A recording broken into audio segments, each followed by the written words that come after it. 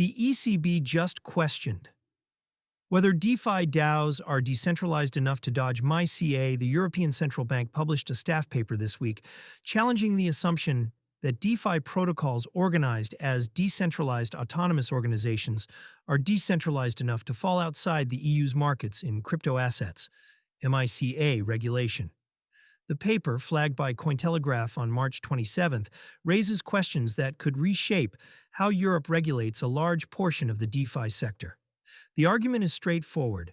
If a small group of token holders or a core development team controls protocol upgrades, treasury allocations, or governance outcomes, calling the organization decentralized is a legal fiction. And under MiCA, legal fictions don't qualify for exemptions. MiCA's decentralization loophole.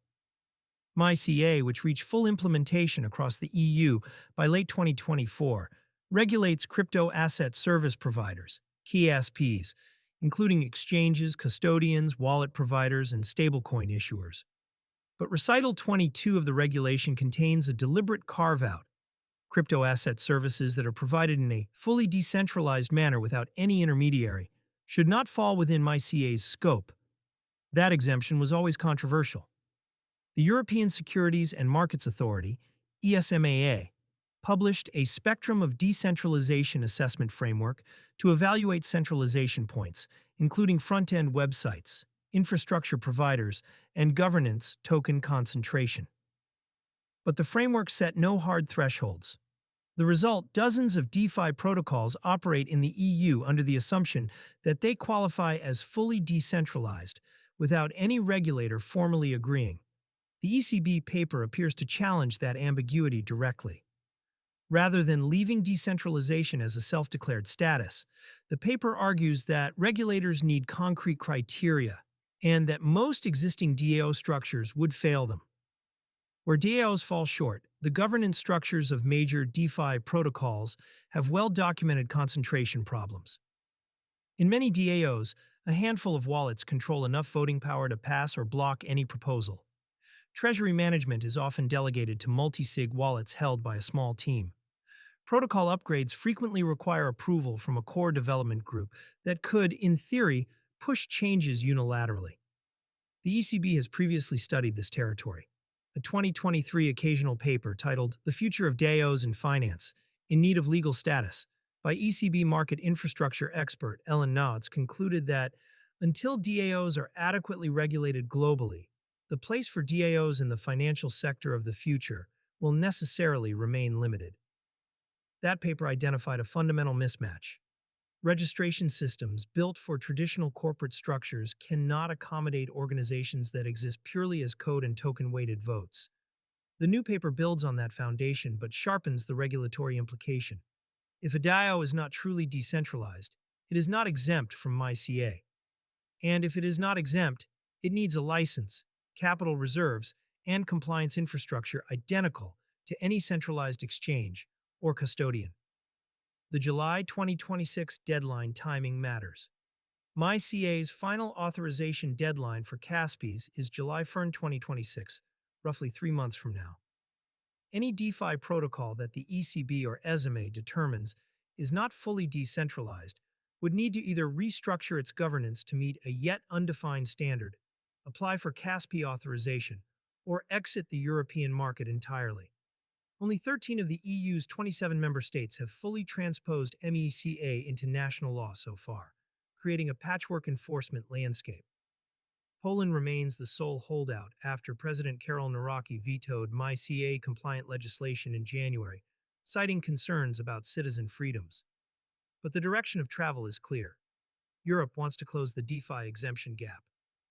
For self-custody wallet users, the immediate impact is limited. Self-custody wallets like MetaMask, Phantom, and Ledger are not classified as CASPs under MiCA. But the transfer of funds regulation requires regulated exchanges to collect transaction logs when users move funds from self-custody wallets to CASPs for amounts exceeding €1,000.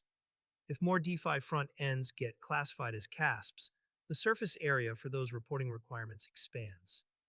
What protocols actually need to worry about? The protocols most exposed are those with identifiable legal entities, operating front ends, treasury management, or upgrade mechanisms.